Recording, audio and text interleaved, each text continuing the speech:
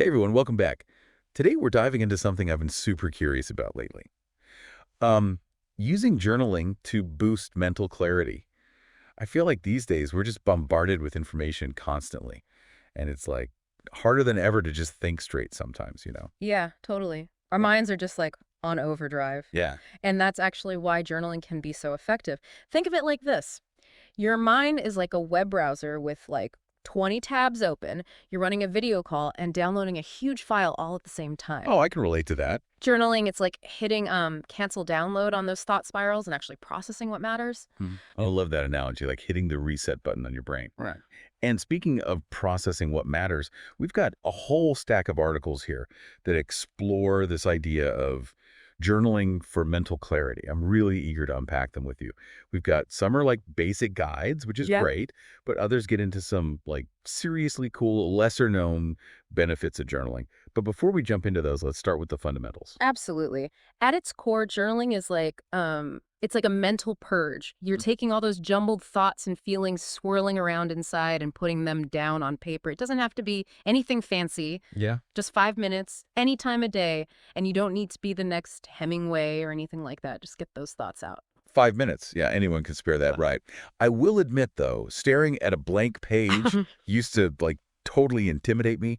I would literally start with things like, today I saw a cute dog, just to get going. Yeah, yeah, It's about forming the habit more than anything else. it really is. Yeah, And what's fascinating is that as you build that habit, you start to experience benefits that go way beyond just feeling less stressed. right. While stress reduction is often what draws people to journaling in the first place, the research we're diving into today, it reveals some remarkable cognitive boosts as well. Okay, now that's what I'm talking about.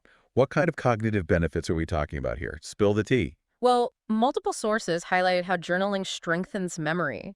And not just vague memories either, but like the ability to recall specific details. Wha- In fact, daily journaling for mental clarity cited a study where participants who journaled regularly improved their recall of details from a story by 20% compared to those who didn't. 20%. That's significant. I'm already starting to see why you were so excited to dig into these articles. Hmm. So it's not just like dumping thoughts. We're actually giving our brains a workout. Exactly. And it's not just about memory either. Another fascinating area that was highlighted across several articles was the link between journaling and enhanced problem-solving skills. Okay, that is something I think we could all use a little help with sometimes. How does that work exactly? So it's like this. When you journal about a challenge you're facing, you're forced to actually articulate it clearly, instead of just letting it swirl around in your mind. Right. And once it's down on paper, you can actually examine it from different angles, explore potential solutions that you might not have considered otherwise. Like you're having a conversation with yourself, Yeah. but like a much more productive one than usual. Exactly. And it goes even deeper than that. Several articles actually highlighted how journaling can boost your emotional intelligence. Okay, so we're not just talking about like organizing to-do lists here. We're talking about like understanding and managing our emotions better. Yeah. Tell me everything. It's about becoming more aware of your emotional landscape. When you journal consistently, you start to notice patterns in your reactions.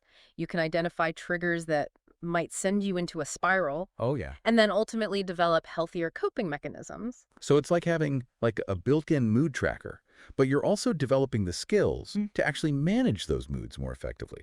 I could see how this would be huge, not just in our personal lives, but professionally as well. Absolutely. And speaking of professional benefits, one article, Overcoming Common Journaling Obstacles, it made a really compelling case for how journaling can actually increase your focus and productivity. Really?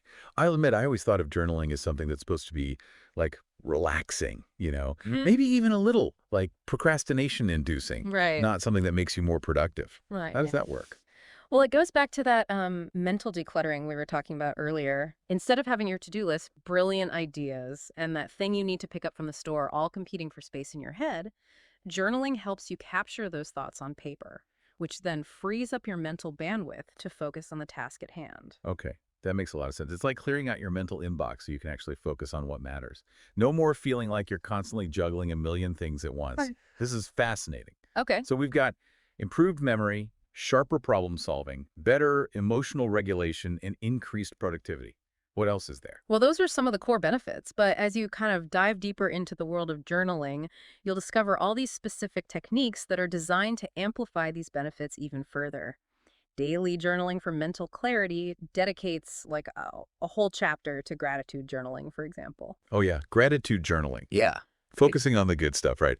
I've dabbled in that a bit, but honestly, I've never fully committed. What does the article say about it? So it highlights how practicing gratitude, even for just a few minutes each day, can significantly shift your perspective. Yeah. Instead of fixating on what's going wrong, you're rewiring your brain to focus on the positive, which can have a profound impact on your overall well-being. It's like that old saying where attention goes, energy flows. Yeah. You're constantly focusing on the negative. It's no wonder you just like feel stuck. But if you're actively seeking out things to be grateful for, even small things, it can really change your entire outlook. What other techniques did they discuss? Goal setting and tracking within your journal was also highlighted as incredibly powerful. Writing down your aspirations, it not only provides clarity, but also helps you track your progress, which can be incredibly motivating. Yeah, it's like you're holding yourself accountable, but in this like visual, tangible way. Right. I love that. Okay, so we've covered a lot of positive ground here, but let's get real for a second. Are there any potential downsides to journaling? I mean, no good thing comes without its caveats, right? You're absolutely right to raise that. Exploring the depths of journaling for mental clarity, hidden insights, and unconventional perspectives actually dives into some potential pitfalls. Yeah. One that stood out was the risk of rumination. Rumination, so like dwelling on negative thoughts and experiences, like Yeah. getting stuck in a mental loop. Exactly.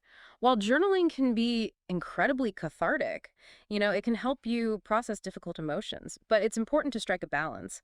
If you find yourself kind of spiraling into negativity, it might be helpful to shift your focus to more solution-oriented prompts, or even just like limit your journaling sessions to a specific amount of time. It's all about using journaling as a tool for self-discovery and growth, not a means of like amplifying negativity, which makes perfect sense. It's like anything else. It's about finding that healthy balance, right? Mm.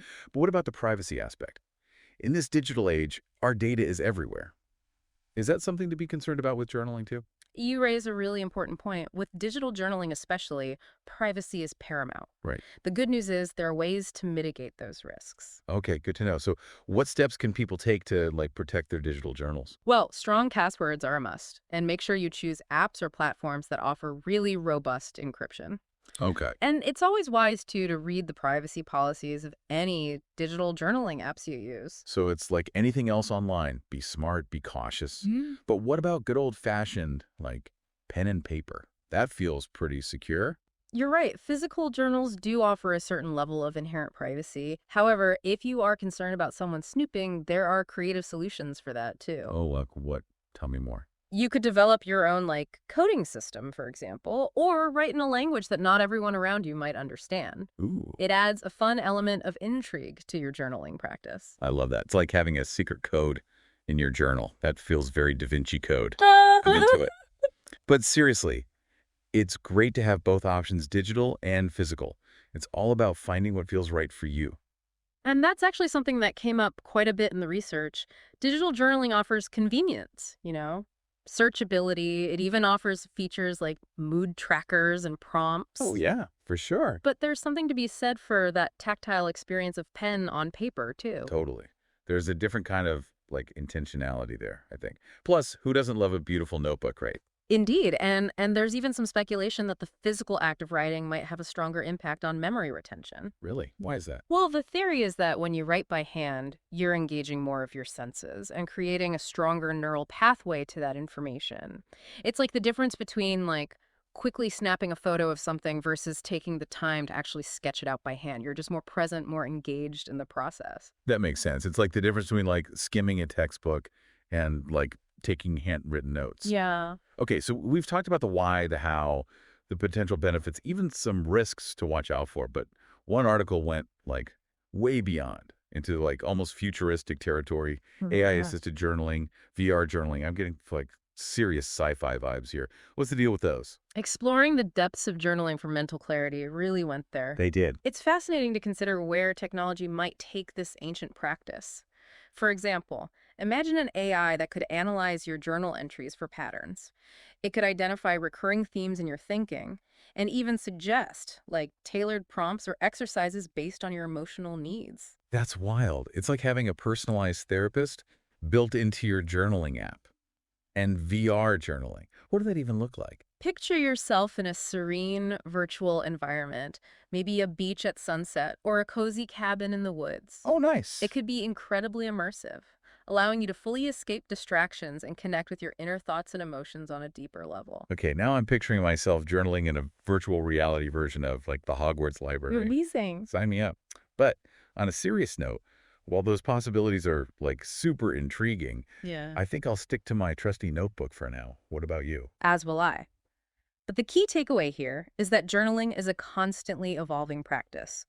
What matters most is finding what works for you, embracing that journey of self-discovery, and seeing where it leads. It's like choosing your own adventure, but for like your mental well-being. Yeah. Speaking of adventures, one final thought for you to ponder. Imagine rereading your journals, but like years from now.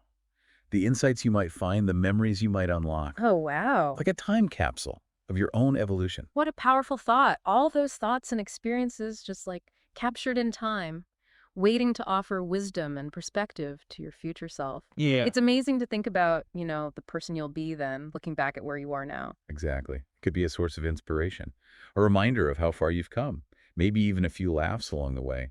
Who knows what hidden gems you might unearth in those pages, right? Yeah. And that's the beauty of it, isn't it? Journaling isn't just about the present moment. It's like an investment in your future self. It's like leaving a trail of breadcrumbs for your future self to follow, Mm. a way to connect with who you were, who you are now, and who you're becoming. Wow, we've covered so much ground today, from the science-backed benefits to like the futuristic possibilities. We even touched on some practical tips on how to get started. It's been a fascinating journey, and I think that the key takeaway here is that journaling, at its core, it's about self-discovery. Yeah. It's about creating a space for yourself to explore your thoughts and emotions without judgment, without pressure, Mm. just you. And the blank page, And who knows, that blank page might just lead you to a place of greater clarity, purpose, and yeah, maybe even a few surprises along the way. So to everyone listening, I encourage you, give journaling a try. You might just surprise yourself with what you discover. That's a wrap on our deep dive into journaling for mental clarity. Until next time, happy journaling, everyone.